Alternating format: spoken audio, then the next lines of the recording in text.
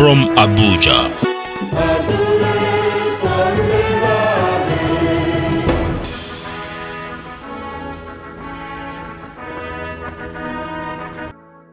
Hello, thank you for being a part of our show.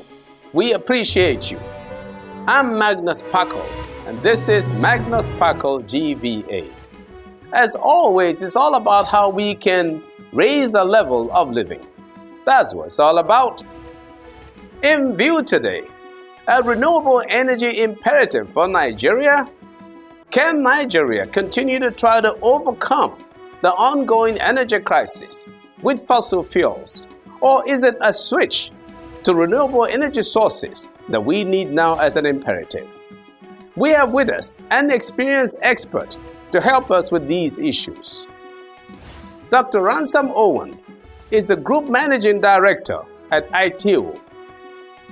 He was the chairman of the Nigerian Electricity Regulatory Commission. He will handle the matter for us.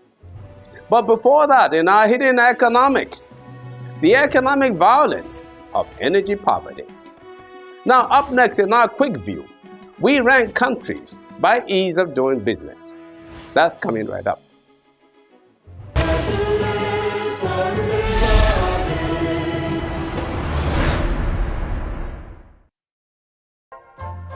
Ease of doing business is an index published by the World Bank for use in evaluating how easy it is to do business in a country. In reality, it is an aggregate figure that includes different parameters which define the ease of doing business in a country. It is computed by aggregating best practices scores for doing business amongst countries. Indicators used in the computation include construction permits, registration, getting credit, tax payment mechanisms, and others. Global investors may review the ranking of a country before concluding investment decisions. In this connection, which of the following countries ranks the highest on the Ease of Doing Business Index rating? Estonia, New Zealand, Norway, and Singapore. Which of the following African countries is not among the top 70 countries in the world in measuring the ease of doing business? Botswana, Mauritius, Morocco, and Rwanda. Stay with us for our answers coming up shortly. Still in view, a renewable energy imperative for Nigeria. But up next in our hidden economics, the violence of energy poverty.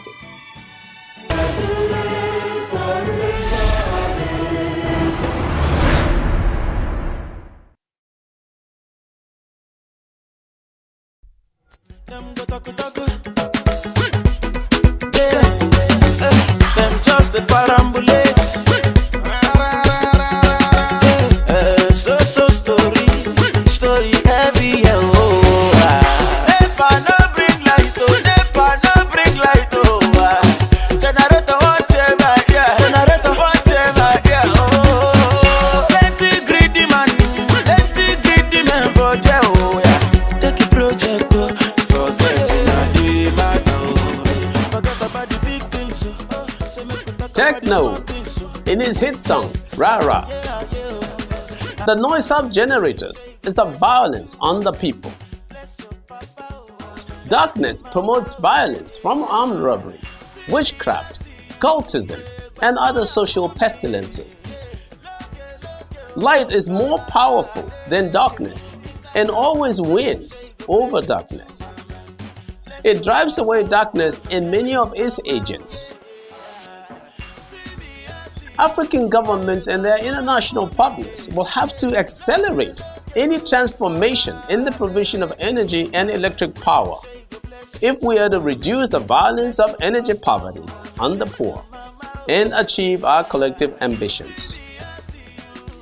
Access to clean modern energy in Africa, where 620 million people have no electricity, is critical to the success of any efforts to tackle poverty and its violence. The Sustainable Development Goals, SDGs, adopted recently at the United Nations, embrace the need for economic development that leaves no one behind, and which in its seventh goal acknowledges the importance of affordable, reliable, sustainable, and modern energy for all. Energy is one of the most critical tools for tackling poverty. It can help us in all the various dimensions of the malady. When people have access to electricity, they can charge their phones and not have to undertake road or foot errands that could be solved by phone call. Electricity in rural hospitals can also help eliminate avoidable child deaths and even reduce mosquito bites and many more. By lacking access to clean energy sources, over half of Africa's population is forced to resort to biomass such as firewood and charcoal, an option that is economically inefficient and environmentally devastating to their health. Africa's poorest people are paying among the world's highest prices for energy. The violence of energy poverty is high and may even be rising. Our hidden economics for you. I got to hurry to come back. And when I come back, I got to hurry to go back. I no get to charge. My phone is done die. No fall for generator. Everyday situation.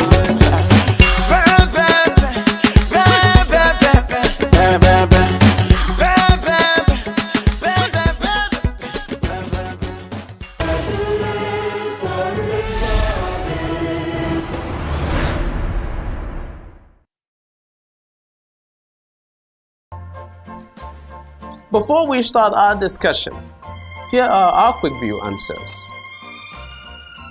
New Zealand is the top-rated country in the World Bank's Ease of Doing Business ranking.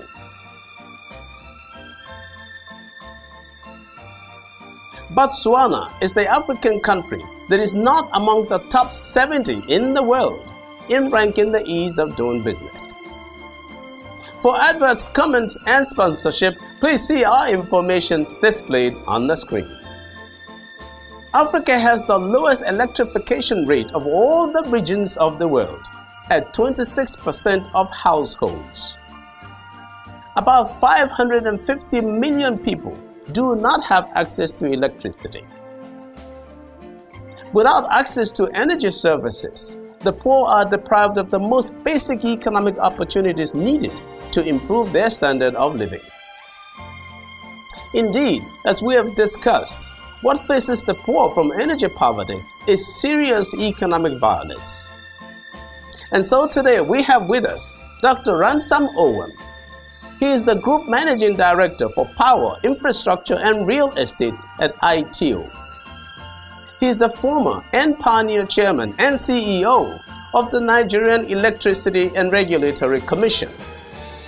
He's in our studios once again, as he has before, to turn the light on so we can see better the situation with electricity in Nigeria.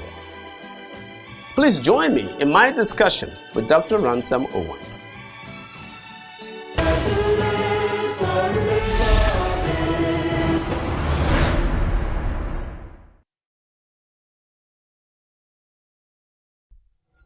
All right, Doctor, thank you very much for being in our studios once again.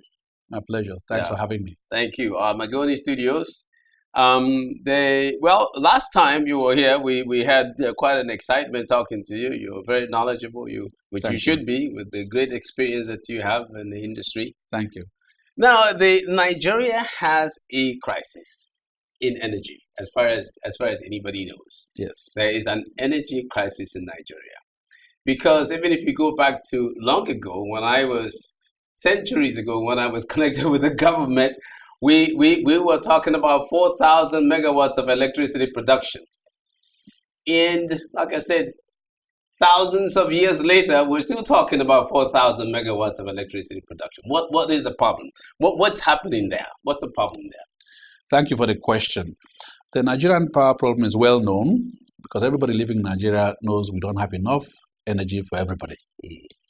And that is why we are the highest per capita income production of electricity. We are all independent power producers in our homes. In your home village, in your city, in offices, we are all producing power. But that power is not enough for everybody to use. The main issues are the three business models that we have. Electricity has three parts: generation, transmission, and distribution. This three-part business model has to function correctly for you to have power 24/7. It is the same way the world over. However, in our context, these three parts are not working okay up to this point. Therefore, because they are not in consonant, it's difficult to say I can generate enough and I can transmit if the transmission cannot be there. The distribution can say I can have power, but I cannot get it to where it should be. So this three-part business model is weak, as we term it in the industry. Therefore, the continued effort to revamp the system has to be holistic because the issues are systemic. But we have been revamping the system, as I said, since as far back as I can remember. I mean, I just kind of jokingly said 1,000 years, but you go back the last 10 years, yes, the last 15 years, we were talking about how to revamp the system to get the system to work right. Yes. And 15 years later, we're still not able to do that. Is that because? And then, of course, we've privatized. Privatized, that's correct. And so we've done the privatization. So maybe that was in the bid to try to revamp the system. So can we say that the privatization did not work? No, I would beg to differ. In 2005, March, the country passed a regulation on how to open the power sector to private participation. In November of that year, the regulator was formed in. The regulator was put in to create a framework for private sector participation. Now here we must congratulate the government and the people of Nigeria because deregulation has never been rolled back. The government has kept the faith to support the process. So in terms of predictability, that environment is stable. Predictability of what? In terms of the government will not change its mind. Okay. If investors come in, they can be sure that deregulation has succeeded. Okay. They will not reverse. Yes, they have not reversed regulation. Exactly, that's correct. Yeah. Even in the NIPP power projects, all the successive governments have kept faith. Okay. They have not rolled it back. Right. That gives market confidence at the bare minimum. You see, so the government has done well. The issue has been the transition to private sector does not automatically bring answers. We needed to have a framework where the regulatory context is respected. Once you put regulation in place and you change it midstream, then all the business model will fail. So in our dear country, what has happened is over these 10 years, there's been regulatory uncertainty. And but that's 10 years. Doesn't that put you in the picture? Because you were chairman of the Nigeria Electricity Regulatory Commission. Matter of fact, I was coming to that. So, and that puts you. If we go back 10 years, that puts you in the picture there. So, what's regulation? What when we talk about regulation, what are you regulating? Yes. And as we were kind of talking before we came on air, why we don't regulate the telecom industry, but we regulate electricity. So when you were chairman and now, what are they out there regulating? I'm glad to be the pioneer chairman, and I have stayed over the last 10, 12 years. That means I believe in the Nigerian project. The reason you regulate prices for electricity is because electricity is a critical commodity. There's no close substitute for electricity. And so if we don't make it affordable to all people, some people will be left out. Because of that critical nature, it is also, economically speaking, an inelastic product. It means that in elasticity, there's no close substitute. And the only way to increase their profit is to continue jacking up the prices. So everybody... There's no substitute to telecom. Yes. I mean, if I call, there's no other way. No, but if your airtime is finished, you don't need to talk. Not everybody has a telephone. But if you are connected to the electricity grid, we make sure that everybody has electricity. The reason we do that is like a diabetic who needs insulin. If the prices of insulin keeps going up, they don't have any way to manage themselves. So we regulate that. In return for that regulation, we say those who come to the market will have a guaranteed rate of return Okay. at the same time. Yeah. And they have exclusive territory. Yeah. It allows them to plan for the future. And itself, it creates market failure. Because in a good economic model, you price what they call marginal cost pricing. Okay. But here in electricity, it's called average pricing. Okay. Because you're putting some solar, you're putting hydro. So that's the issue. difference for the people? What's the difference between the marginal cost? In the marginal pricing cost versus pricing, average you're cost allowed pricing? to immediately capture the increment in your cost of production Increment of what? of the total cost of production. Okay. If you have electricity is 10 naira, you immediately collect it in the price you charge somebody. Okay. You know, you can imagine in Nigeria when the prices of goods change. Yeah. Even for buying okra in the market, they say, well, the dollar has changed. Yes. You say, well, what did you use input in okra? So you can see immediate impact in the price mechanism. Yeah. In electricity, if you change prices every day, Yeah. it will create havoc in the system. Okay. So because of this gradual nature we manage prices, it creates the ability for you to regulate and cap the profits of the market participants. The profits of MTN are not capped, or Glo, or anybody, they are not capped. They can make as much profit as they want. But the electric companies, we say you must operate under fixed prices. Okay. And the regulator allows you so that gradually you recover your money, but not overnight. So really, it's not average; it's fixed. Because average over something that's not Is, changing. well, is fixed. the prices are based on when, say, it's coal, hydro, solar, whatever it is.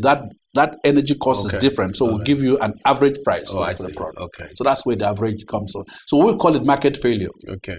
Otherwise, it could have been said, let-free market sets the prices. There's That would not be market good. failure where? In the system. Well, if that's the case, then the government will be have to step in. if free market determine the price, we say it's good. Good. You know, there'll be equilibrium of supply and demand, get the price. But in electricity, we say no. If you allow the market to determine the price, some consumers will be left out. Okay. In order not to allow that to happen, we average the prices. So there's cross-subsidy. Okay. The people who can pay can subsidize residential customers. So where is the market failure? I guess that's what I'm trying to look at. Economically, we said the market should determine the price. Yes. People should not interfere. Yes. That's efficient market. Yes. When it's no longer efficient market and someone controls the price, we say market failure as Okay. it is So economically. market failure here. So that's why your price is regulated. That's correct. Okay. Now on the because you got three categories as you mentioned: Generation, transmission, and distribution. Yes. For the sake of us, people just on the outside looking, where is the government and where is there not the government? In today's Nigerian electricity market, two parts of this model have been deregulated. Yes. Generation has been deregulated and distribution has been deregulated. But the transmission of the high tension is still a government-owned asset. Why is that? Because government looks at it as a national security issue. It is like the superhighway of power. What about the generation? The generation, because what if they sabotage it? No, because right now, the way it's now, you can buy the technology easily to generate power. Yeah. But if you have to put transmission line, you need eminent domain powers to condemn land, people's backyards, people's ancestral places. It takes much longer to do it. Yeah. So for the national interest, it is okay to keep it that way for now. This model, as we have said, obviously, to me, has not succeeded. Because if for a country as large as we are, over 180 million people, we're still languishing in the neighborhood of 4,000 megawatts compared to South Africa, where I believe there are probably 50-something thousand. Yes. I think that somebody could safely say that that's something that does not seem to be working, especially when they say we have an installed capacity of near 12,000. And then you have a actual output available capacity of 4,000. That doesn't seem like something. It's not even 50% of the installed capacity that is working. Does that seem like something that is working to you? It doesn't seem like it's working to me. Well, can we continue this way? Is there any hope? I'd like to disagree with the truth, but it will not help me. Okay, that's very good. All right, so if that's the case, has the time come? Is this happening also because of too much dependence on fossil fuels? Can renewable energy sources, renewable energy platforms help us any? Yeah.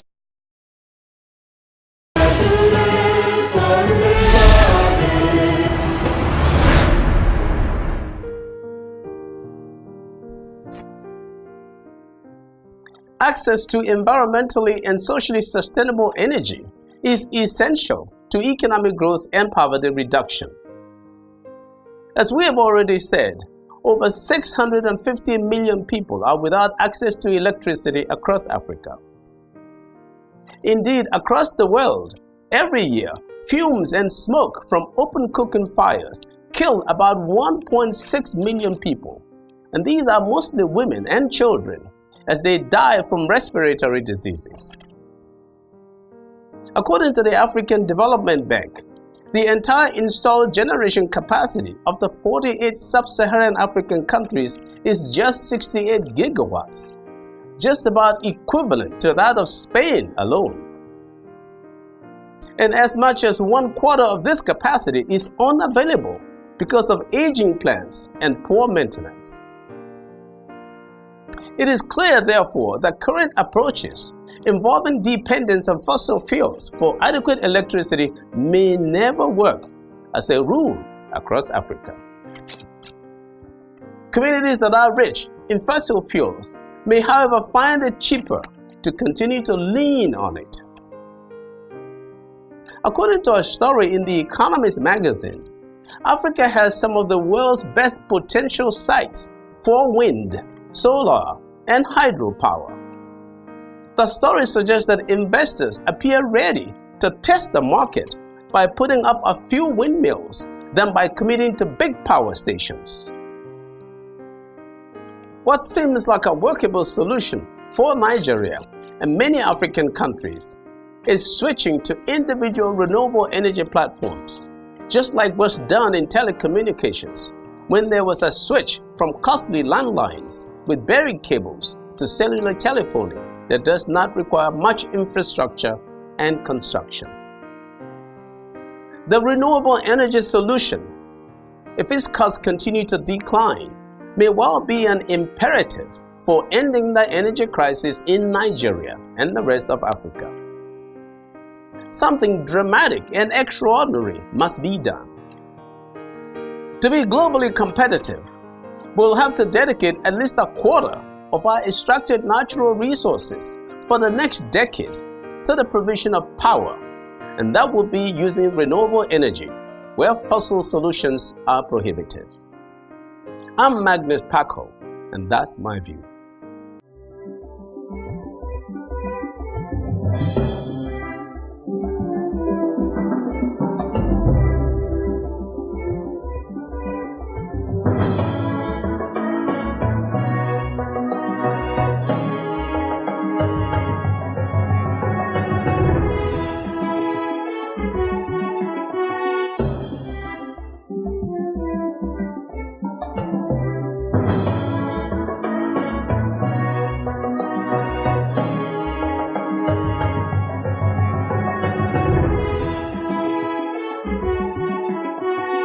Adonai.